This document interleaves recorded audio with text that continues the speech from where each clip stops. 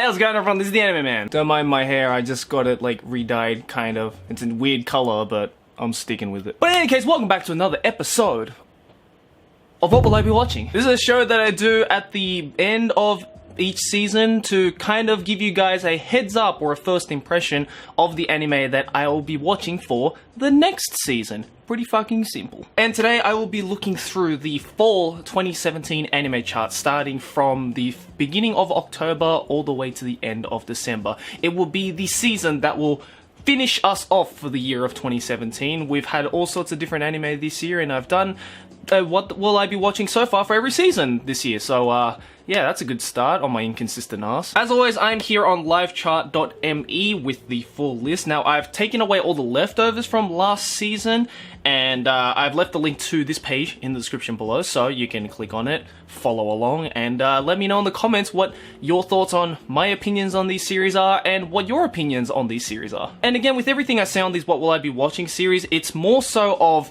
what I think will be good. I'm not saying they are good, because again, they haven't started yet, so I have no freaking idea. There will just be series that I will be watching and I won't be watching for whatever reason I have. So without further ado, let's begin. Alright, up first is Shokugeki no Souma, or Food Wars Season 3. Now, I know right off the bat I'm gonna get crucified like fucking crazy because I haven't caught up on Food Wars, yay! I know my boy Misty has been constantly on my ass like, oh Joey, you have to watch Food Wars. That was the worst French accent, I'm sorry Misty.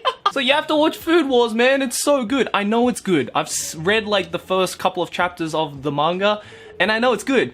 Haven't caught up on it yet, so I'm gonna be leaving Shokugeki no Soma Season 3 just off to the side and until I actually have enough time to watch it. But up next we have Mahoutsukai no Yome, or the witch's wife, witch's bride.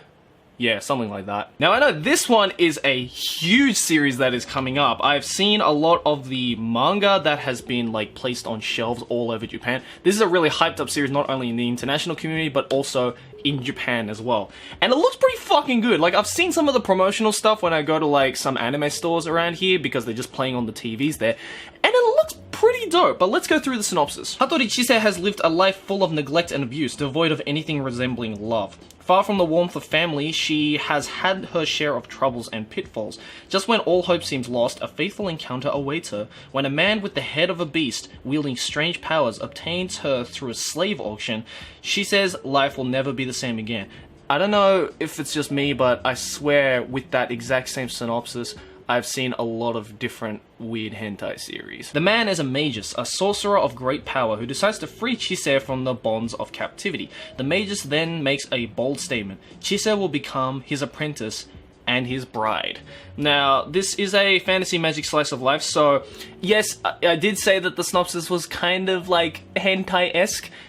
This series itself, I've seen, has not been like that at all. If anything, it is a lot more serious. It's a lot more like, as it says, slice of life fantasy. So it's gonna be a lot more of a carefree series rather than like a straight up like, you're gonna be my fucking waifu, let the harem begin kind of shows, which we have so many of. So I'm really actually glad that a slice of life is kind of up on the popularity. By the way, this has been sorted out by the website in order of popularity.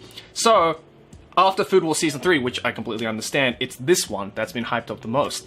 And I am actually really looking forward to it. Done by Wit Studios, who usually can never go wrong in terms of animation. They've always done pretty well with everything, regardless of what's, you know, the story of whatever series they've captured. Just looking at it based on animation, they've done really well, and I feel that it's going to kind of be very appropriate for this series as well. So I'm actually really looking forward to this one. Up next is Kekkai Sensen and Beyond, which is the second season of Kekkai Sensen. Once again, I'm going to be crucified by the internet, mostly the large female audience that loves Kekkai Sensen, in saying that I've never seen Kekkai Sensen. Yay! Let's start the flame wars in the comments. So I have absolutely no opinion on Kekkai Sensen. I know that Kekkai Sensen was really high up on the top 100 Japan list, so I can understand why it's got a second season, especially because it is popular in Japan as well. But again, I have no freaking idea about anything of this series. It's just, from my understanding, it's like an action fantasy type series based off a manga, which is weird. I don't know why I thought Kekkai Sensen was based off a game. Maybe I'm thinking of something else. But yeah, I won't be watching this one because I still need to watch the first season, and I will get to it eventually. I say that with every season, and I usually don't end up getting to it, but I'm just gonna say it for damage control. Up next is Dies Irae. God, I fucking hate it when anime titles use, like, German. They really love using that German, don't they? But I guess it kind of makes sense. From my understanding, it looks like a... Oh, it's based off a visual novel. Okay. I thought it was based off a light novel, because there are a lot of light novel series that love using their German words. But this is based off a visual novel. Okay, action magic superhero done by ACGT Studios. Never heard of them. Let's read the synopsis. The story features an alternate history of World War II. Oh, okay, so it's alternate history. On May the 1st, 1945 in Berlin, German, as I said, as the Red Army raises the Soviet flag over the... Oh, shit. Reichstanzley? I can kind of read German, sorry. A group of Nazi officers conduct a ritual. For them, the slaughter in the city is nothing but the perfect ritual sacrifice in order to bring back the Order of the 13 Lancers, a group of supermen whose coming would bring the world's destruction. Years later, no one knows if this group of officers succeeded, or whether they lived or died. Few know of their existence, and even those who knew began to pass away as the decades passed. Damn, this is fucking lore heavy already. Now in December, in the present day, in Suwahara City, Den Fuji spends his day at the hospital. It has been 2 months since the incident that brought him to the hospital, a fight with his friend Shiro Yusa, where they almost tried to kill each other. Damn, that escalated quickly. He tries to value what he has left to him, but every night he sees the same dream, a guillotine. Murderers who hunt people and the black-clothed knights who pursue the murderers. He is desperate to return to his normal life every day, but even now he hears Shiro's words. Everyone who remains in the city eventually loses their minds. Okay, that sounds really freaking interesting. Like that first paragraph of like the whole World War II synopsis and the second paragraph sounds like two completely different anime series. So I'm kind of interested to see how those two are kind of gonna intermingle with each other. I mean, the art style looks pretty dope, and if it's based off a visual novel, then it's probably going to be a very, at least pretty looking, especially with such a heavy synopsis like this. And yeah, it just says action magic superhero, so I don't think it's based off an eroge. I have absolutely no idea. I can't even like comment on whether I think the animation or anything is going to be good because I've never heard of ACGT before. So, will I give it a go? Probably. We'll have to see how it goes. Alright, up next is Black Clover. Now, I know about this series because it is a series that has been kind of like semi-popular in Shonen Jump, you know, after the whole, you know, Bleach went down and Naruto went down, like the big three went down. Black Clover was kind of one of those newcomers that really shot up when it first started.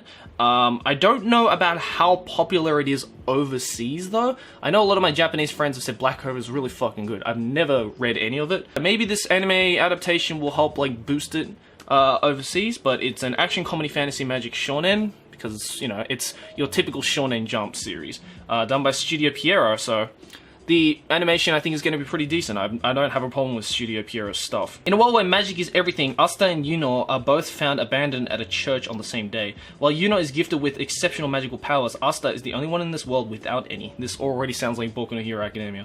At the age of 15, both receive grimoires, magic books that amplify their holder's magic.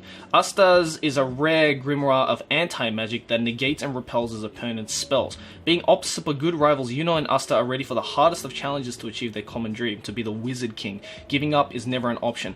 Is it just me, or does this sound like a weird combination of Boku no Hero Academia and Toaru Majutsu no Index? Like, it's Boku no Hero Academia because it's like, you know, all these like kids are like, you know, are born with these like magical powers, but the main character has no magical powers, aka, you know, Deku from Boku no Hero having no quirk. And then the grimoire that they get, Asta, the main character, is of anti-magic that negates and repels his opponent's spells. That's exactly like the fucking power of the main character from Toaru Majutsu no Index. So, I guess it's like, it's really fucking shonen, that's all I know. I mean, like, Boku no Hero is like, just, it's fucking huge and everybody loves it. And there are a lot of fans of Toaru Majutsu no Index. I thought it was okay. I don't think it was the fucking bit. I prefer Railgun, to be completely honest, but Majutsu no Index was pretty good. So, I guess if you like both Boku no Hero and Toaru Majutsu no Index, then I feel like you're gonna really enjoy this show, but all I know is that this might be like a big series because it is like quite, you know, popular over in Shonen Jump, at least in Japan. But again, I don't know what kind of impact it's going to bring to the international community. Will it be in the top 5, like in the big 5 again? Who knows? It might. It definitely has a chance to be like put into the big 5, because right now we have like what, Boku no Hero, One Piece. Gee, that's about it, isn't it? It's Boku no Hero, One Piece. I guess like Promised Neverland. And then maybe Black Clover, so it might be like a big 4 again. Because again, there are so many, like all the big series of like, the previous big 5 are already, most of them are already gone. You know, like Naruto's gone, Bleach is gone, Fairy Tail's about to be gone. So, I think this adaptation is like kind of gonna be like an extra reinforcement of like the renaissance of the big 5, you know, like Boku no Hero Academia started it, Black Clover might follow along with it, so it's gonna be interesting to see, but I'll definitely be sure to check it out. Alright, up next we have Boku no Kanojo ga Majimesugiru Sho-bitch na ken. Jesus Christ, that's a weird title. I thought for sure it would be based off a light novel, but apparently it's based off a manga. But at least it's done by Diamedia, so... And I like Diamedia's stuff. With nothing left to lose, ordinary high school student Haruka Shinozaki confesses to beautiful, diligent class representative Akiko Kosaka, and to his surprise, she accepts. Kosaka takes dating as serious as she does everything else, but does not quite get it. She pragmatically suggests activities that are too sexual.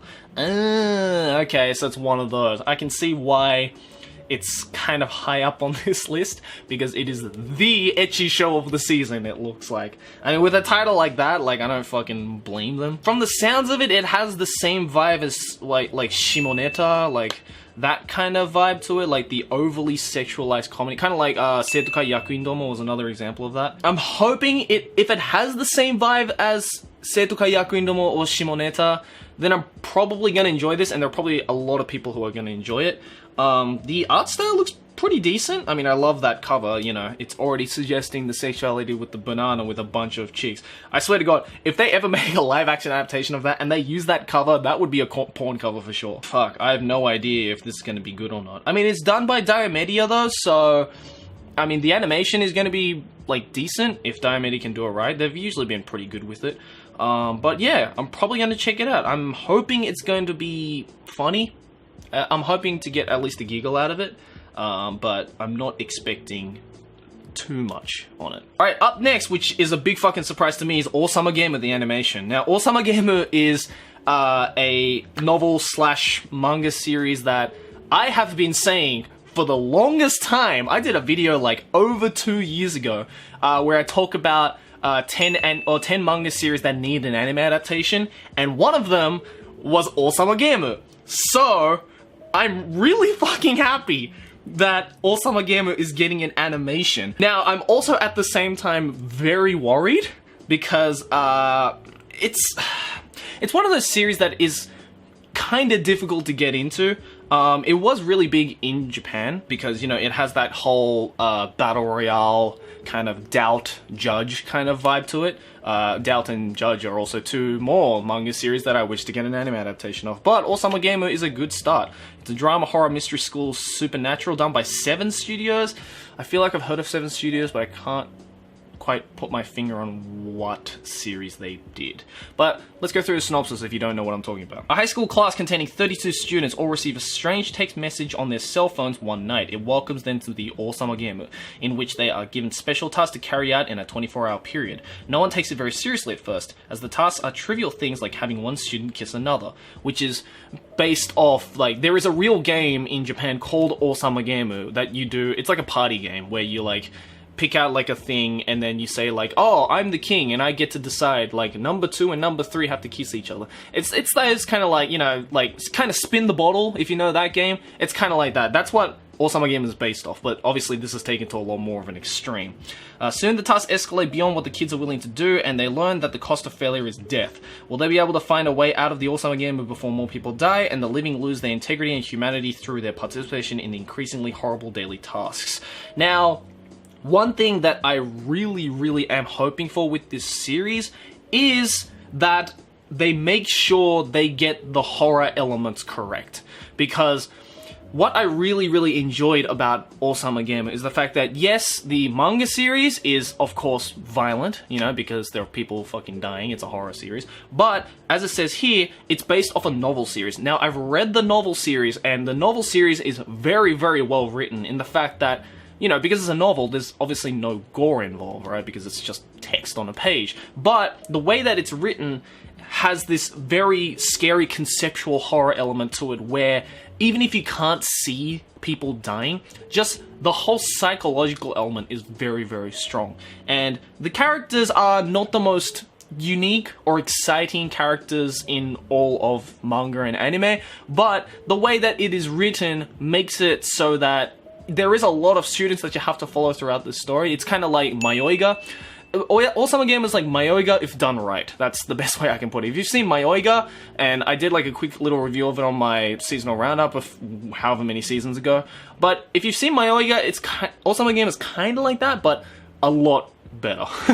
That's the only way I can describe it. So I'm definitely going to watch it because, again, it is one of those series that I've been waiting for an anime adaptation of. It's finally come. I just don't want them to fuck it up. That's all I'm hoping for, but we'll have to see. Alright, up next is a series that I will definitely not be watching. I'm sorry to anybody whose hearts just got broken from that, but it is Himouto Umaru-chan R, which is Himouto Umaru-chan Season 2. Now, I'm not going to watch this series because, and I know, again, for the third time in this video I'm gonna get crucified, I really did not like Umaru-chan at all. Now, I'm not saying that just because you liked Umaru-chan that you're a bad person or you're not a proper anime fan.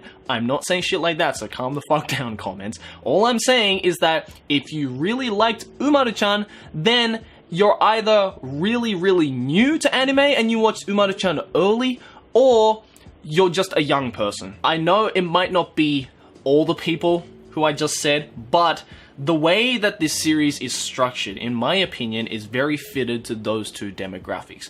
I have seen more comedy anime than I've ever hoped to watch in my lifetime, and after watching all of the great and not great comedy series, anime series like that exist in the medium, I can say that Himouto Umaru-chan definitely falls in the not funny side of things. Now, it might just be because I have a jaded sense of personality, or that, you know, I just don't appreciate this kind of like super high tension comedy and whatnot.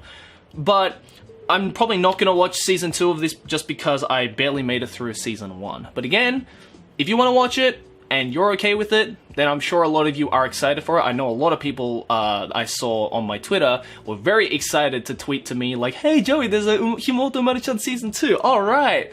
But, I mean, I didn't enjoy it at all. But I guess let me know in the comments below what you think about Himouto Umaru-chan and whether you're gonna watch Season 2. Alright, up next we have Just Because. This is done by Pine Jam Studios, which again, I feel like I've heard of. I feel like they did a series a few seasons ago. Can't say which one it was.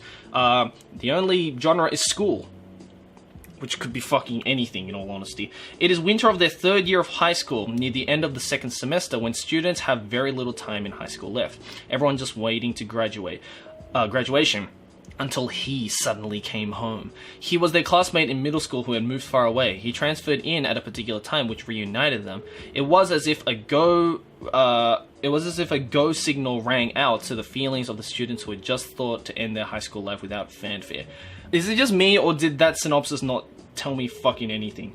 All I know is that it's probably gonna be like a slice of life romance. I'm guessing it, from the sounds of it, it has like an orange vibe to it, but at the same time it might also have like a 5 centimeters per second vibe to it, kind of like a slice of life school romance, like coming of age kind of thing. Like those kinds of series I don't exactly hate, but again, it is very difficult to get correct in my opinion, especially if you have seen a lot of stuff, and it is an original done by Pine Jam Studios. Like, I already don't know what Pine Jam Studios did. I mean, it's probably on the screen now because I just forgotten because I'm an idiot, but like, it's an original series as well, which are always a gamble, especially in today's anime industry. So, yeah. Oh man, I have no fucking idea what this series is going to be about. But the fact that it's, like, a little bit, you know, it's on the top half of this, like, popularity list on livechart.me, so I guess it has, like, some hype behind it? Who the hell knows? Well, we're gonna have to see though. Up next we have Dia Horizon, which doesn't have a studio, just has fantasy, and it's a mixed media project. I don't think I've ever seen mixed media project before. Does that mean it's like taken from like manga, but also from like a game or a visual novel or a light novel? Fucking, I don't know. But let's read the synopsis. We met and shared one death in 2 lives. What's beyond the end of the horizon? Death, hope, freedom. A girl has born with the secret to the end. She is not allowed to live freely. Freedom was just a word she yearns for. She lived in a closed and narrow world. Her life is chosen by someone. Therefore, she thought, if the God only gives me a scenario with no freedom, I want to share the death with you, not that someone. I want to give the half of destiny to her, even if I have to share the death with her. What the fuck?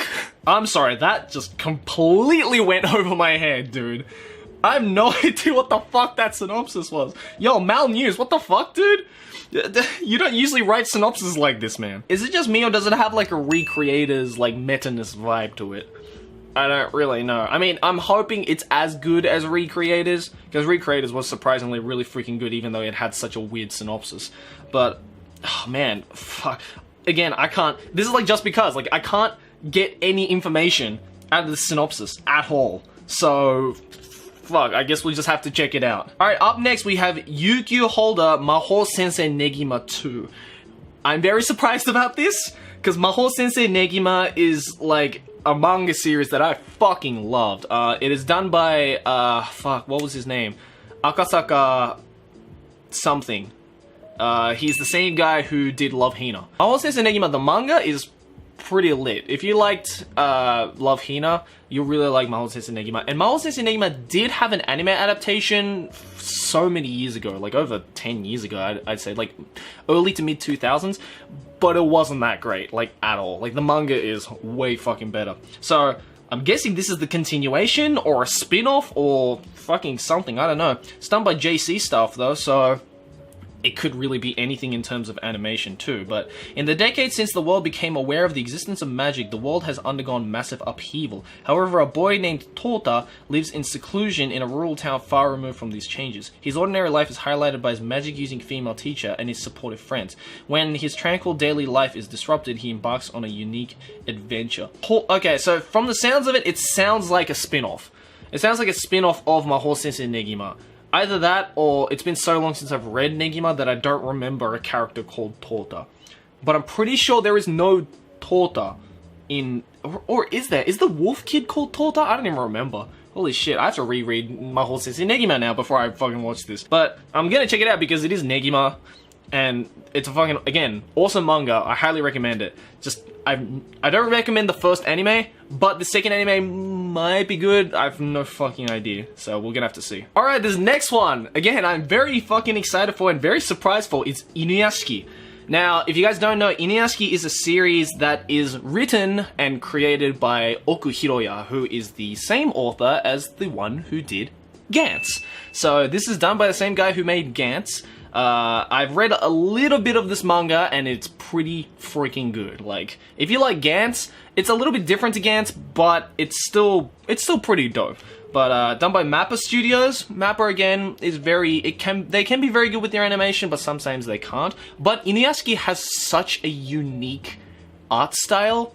I'm kind of worried that they might fuck it up, but from the looks of this promotional poster, it seems like they've nailed the main character's art design at least, so that's a good sign. Inuyashiki has a family, a wife, and 2 kids, none of which care about him. When he learns that he has only 3 months to live, he realizes that the only one who will miss him is his dog. Shortly after this realization, he is killed in a crash landing by aliens. He's rebuilt by them as a machine with a human exterior. How will his life change now that he isn't human? So, it's such a weird concept, but I promise you guys, like, even if this manga fucking this anime fucking flops for whatever reason, I highly recommend you go check out the manga series, because the manga is fucking brilliant. And I'm really hoping that Mappa pulls through with their animation and does well with this adaptation. But I'm really excited for this one. I don't know if many people will get into it because, then again, it is a very, very unique type of story. But if you enjoyed Gantz, then you'll probably enjoy Inuyashiki as well. So, looking forward to this one. Alright, up next we have Kino no Tabi, The Beautiful World, the animated series. I think this is a sequel to Kino no Tabi, which I'm very surprised about because this is a very old light novel series and a pretty old anime adaptation as well. God, I don't even remember when the last anime adaptation was, holy shit. But the story follows the travels of Kino, a young adventurer who rides a talking motorcycle named Hermes. They explore the people and cultures of different places throughout their adventures, spending only 3 days at each location.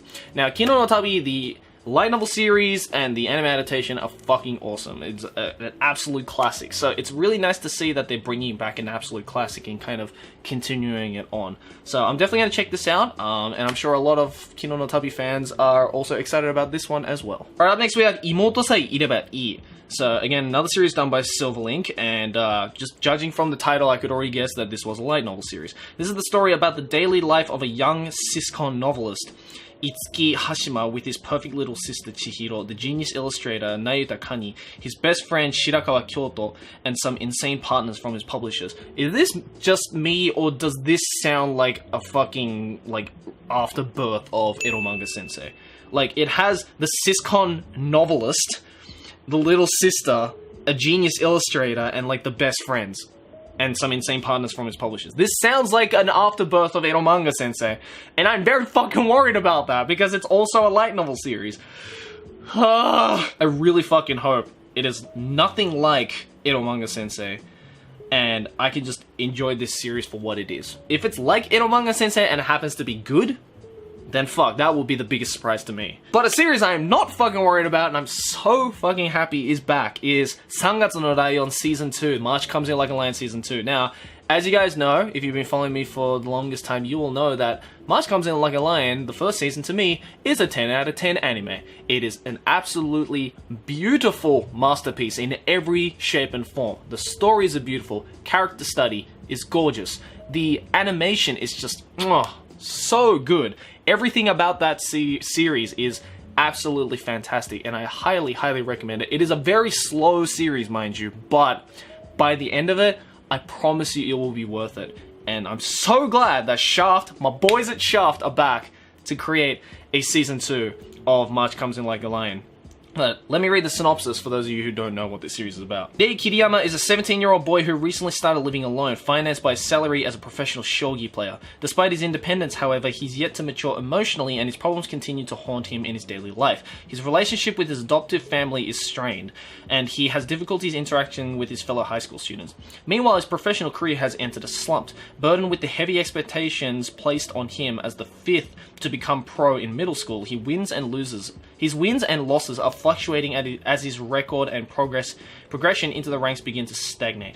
Acquainted with Rei are the three Kawamoto sisters, Akari, Hinata, and Momo. Momo is my fucking favorite. Unlike Rei, they live happily in their modest home, which they warmly welcome Rei into as if he were one of their own. Despite his reservations about becoming too close to the family, he frequently visits, interacting with them and receiving the kind of care and affection he never quite had while under his foster home. This is the story of Rei's triumphs and failures, relationships, new and old, and his growth as a person. So, the sound of the synopsis is not too different from the first season, but the characters, all of the characters in this story, and just how all the relationships are structured is so deep that even after 22 episodes of the first season, I felt there was so much more room to explore certain topics even further with these characters. So, I'm so glad that Shaft is back, and they're doing another 22 episodes from the looks of it. So there'll be 44 episodes of this stuff, which I think is a great number of episodes to really, really flesh out some of these characters. Because the characters are just so good. They're so well constructed. Everything about this is so well constructed. So I really hope Shaft doesn't drop the ball in terms of animation. I mean, they never have. They're always fucking on point with their animation, so I'm really excited about this one. Up next we have Osake wa Fuufu ni natte kara. Okay, this is an interesting one. It's about booze, I guess. Comedy, romance, slice of life, creators in pack. Again, I feel like they did something last season, just don't remember which one it was. But let's read it. Sato Mizusawa is a reserved but excellent and pretty chief in her company. She has a secret that only her husband Sora knows, which is she likes drinking alcohol, and she can become very cute when she is drunk. Even tonight, she gets relaxed with the phrase shifuku, which means blissfulness, and drunk with the cocktail Sora makes. It's a yoidere, drunken dere cocktail comedy of Japan's closest husband and wife. Okay, so I feel this series is kinda gonna be like, I don't know what my husband is saying, but replace the otaku nerd jokes with drunk jokes. I mean, even the art style, like, that main girl looks like the main girl from I Don't Know What My Husband Is Saying, just changing the eyes around. So, I don't know if that's a coincidence, or I don't know.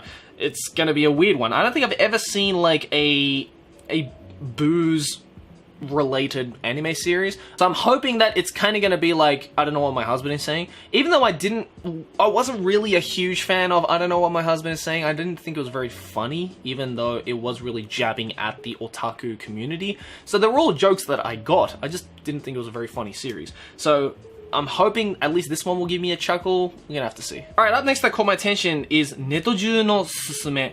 So this is a digital manga, which I feel like has been really making its rounds recently. There have been a lot more digital manga series and, like, just digital series that have been slowly being adapted into anime, which is great. You know, it's giving a lot more artists that don't necessarily have publishers behind their back to really get their works out. So this is one of those, done by Single MD. Never fucking heard of it, but let's read it. Moriko Morioka is a 30-year-old single neat woman. After dropping out from reality, she has taken off in search for a fulfilling life and ended up in the net game, or netoge. In the netoge world, she began her new life as a refreshing and handsome character named Hayashi.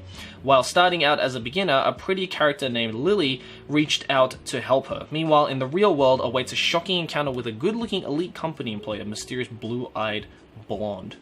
Huh. Again, this kinda sounds like Netoge no Yome wa onna no ko janai to omotta. It kind of has that same feeling. So if it does, then I'll be okay with it.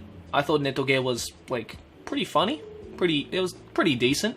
So will it be like that? Who knows? But we'll have to see. Oh, here we have one here from a digital manhwa. Or a manhwa. I don't know how you guys fucking pronounce it. I've said manhwa or manhwa, and it's, like, been, I don't know. But it's manhwa, which is a Chinese manga. I know manhwa, like M-A-N-W-A, is a Korean manga. So this is a digital Chinese manga called Xian Pin Jianting. I'm sorry if you're Chinese and I fucking butchered that name. But let's read it. A scientist couple has been arrested for conducting illegal studies, allegedly for performing genetic modifications on 5 of their children. Goddamn, that's topical. The youngest child, Dennis, is the only one who grew up as a normal human and now has to tend to the rest of his family while trying to find a medicine to turn them into normal humans again. Dog human, plant gene, spiderweb gene, and mind reading. How will these family members who grew up in a laboratory survive in the outside world? Okay, so this is one of those series that is really trying to dig into the whole monster girl trend that is happening right now. I mean, we saw Sentaru no Nayami from last season, and there's the whole Monmusu and Kobayashi's Dragon Maid. So this, I feel, is the digital manhwa version of that. I don't know if it's going to be as comedy focused as this one because it doesn't have the comedy tag on here. I don't know, maybe they just forgot to, but I feel this isn't going to be so much more comedy focused as it's maybe going to try and, you know, go a little bit more serious with it. I mean, Sentaru no Nayami kind of did that. Everybody thought it was going to be a little bit more of a Monster Musume type of vibe to it, but it kind of turned into more of a Demi-chan wa Kataritai kind of, like, it has comedy elements and, like, slice of life elements, of course, but it also focuses more on the kind of humanity side of things, which Demi-chan and Sentaru no Nayami, I feel, did, you know, a lot better than the other series. So I feel this is going to be more on that end of the monster girl genre. But we're gonna have to see. Oh, okay, this one I feel is going to be a series that I might end up enjoying a lot just from the art style. Shoujo Shuumatsu Ryokou, done by White Fox Studios. Again, White Fox have done pretty well for themselves. It's an adventure slice of life. Is it just me, or does that picture, like I saw that picture and I thought, oh, that's a horror series for sure. I guess not, though. Civilization is dead, but Chito and Yuri are still alive. So they hop aboard their beloved Kettenkrad motorbike and aimlessly wander the ruins of the world they once knew. Day after hopeless day, they look for their next meal and fuel for their ride. But as long as the two are together, even an existence as bleak as theirs has a ray or two of sunshine in it. Whether they're sucking down their fill of soup or hunting for machine parts to tinker with. For two girls in a world full of nothing, the experiences and feelings the two share give them something to live for. Ooh, that sounds really fucking interesting, dude. I feel like every other series will put a zombie apocalypse in there. You know, being like, oh, humanity is dead because of the zombie apocalypse that happened. Like, Gakkou Gurashi did that, you know, High School of the Dead, you know, all of those all did that. But this one, it's literally just, everyone's dead. And they're the only two remaining people. What are they gonna do? So, it is like, it is post-apocalyptic to the fucking T. But it doesn't have a horror element to it. Which I feel, I don't know, I mean, Coppelion was kind of like that, but it had a whole, you know, the girls are robots that aren't affected by the radiation thing. So I feel it's going to be kind of more like that rather than like a horror post-apocalyptic series. So if it's anything like Coppelion or any of those kinds of series, then I might end up enjoying this one. Alright, up next we have Houseki no Kuni. It's a manga series done by Orange Studios. I don't think I've ever heard of that studio before, but that art style looks pretty freaking cool. The manga story takes place in the distant future where a new life form called Houseki Gems is born. The 28 gems must fight against the Tsukijin moon people who want to attack them and turn them into decorations, so each gem is assigned a role such as a fighter or a medic. Although she hopes to fight the moon people, Foss is a gem who is given no assignment until the gem's manager Kongo asks her to edit a natural history magazine. Whoa, that is fucking weird, dude! I like it! Wow, that's... I can't even describe what that is like. It is unlike anything I've ever heard of. I have no idea what this is going to be about. Absolutely no idea what it's going to be about, but I feel it's going to be one of those like very unique series that might end up being really underrated this season. Who knows? Gonna have to see. And last but not least, I want to check out Konohana Kitan. Now, I stopped by this one for two reasons. One is because the main girl, fucking cute, with her cat ears, and second of all, it's a Shoujo Ii, which you don't see a lot of. I mean, we saw Netsuzo Torapu last season, but we all know how much of a disappointment that shit was. Read the manga if you haven't, because it's incomparably better. So, it's gonna be nice to see another Shoujo Ii. I don't exactly hate Shoujo Ii, as long as it's done well. I feel a lot of Shoujo Ii kind of drops the ball when it's adapted into an anime. Like, Netsuzo Torapu was a pretty decent manga series that really failed in its anime adaptation, and next season, not this season, but the, you know, winter 2018 season, we're gonna have Citrus, which is another series that I did a whole video on, links in the description if you want to check it out. So, I don't exactly hate Shoujo Ii as long as it's done right, or even Yuri as long as it's done right. So I'm hoping that this is another one that is going to be adapted correctly, because from a manga series, it's going to be done by Lurch Studios. Lurch, they're pretty decent. Not great, not fucking horrible though. So let's check it out. In a village inhabited by yokai, the lives of several fox mononoke are working in a hot spring inn.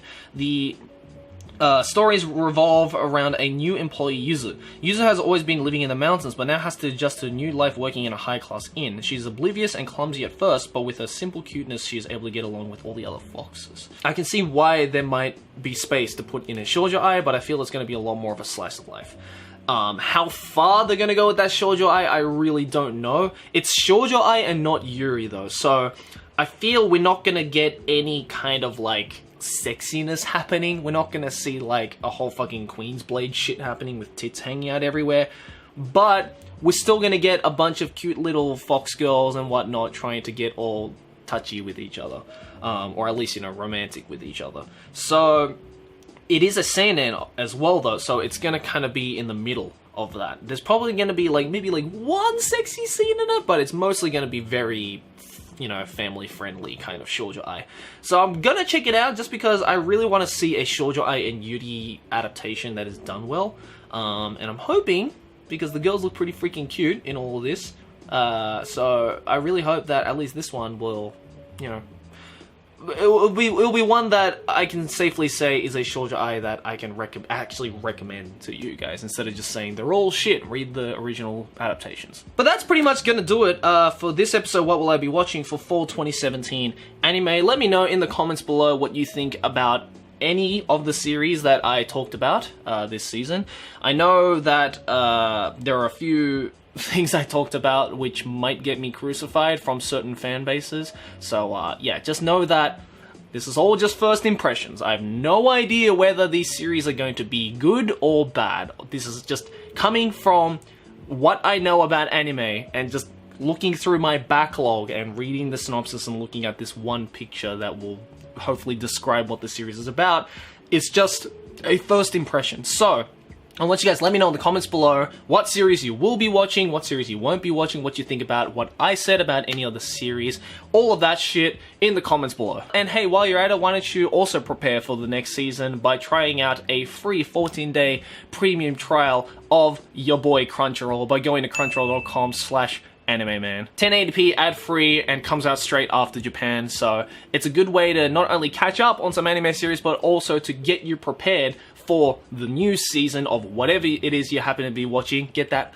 full ad-free 1080p experience. It's gonna be lit. So again, make sure you check out the premium membership of Crunchyroll by going to, again, crunchyroll.com/AnimeMan. Links in the description, yo. Anyways guys,